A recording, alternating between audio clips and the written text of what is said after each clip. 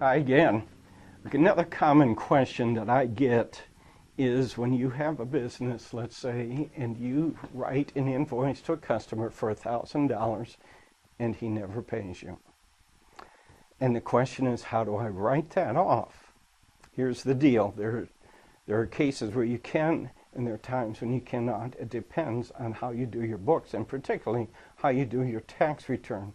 What I'm talking about is either cash basis or accrual basis. If you are a cash basis, the check, when you receive the money for that $1,000 invoice, that's when you declare the income. You don't declare it beforehand. So if you never received it, you can't take what you didn't receive off the books. So under cash basis, you do not get to write it off because you never took it in the first place and declared it as income. Now, if you're one of the few that are operating under accrual accounting and accrual tax laws, then yes, when you set up that invoice on that date, that $1,000 just went into the income column and you declared it as income, even though you hadn't received it yet.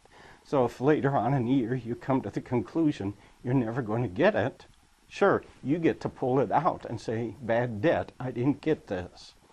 You have to keep those two separate. We can't exchange them.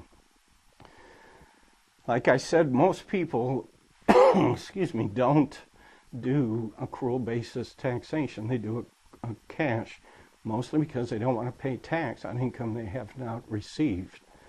This part of the tax code has been this way for a long time. I wouldn't expect too many changes, but again, we live in a world when Congress is constantly changing things. I hope this has helped. If you've got some further questions about this, please don't hesitate to call me.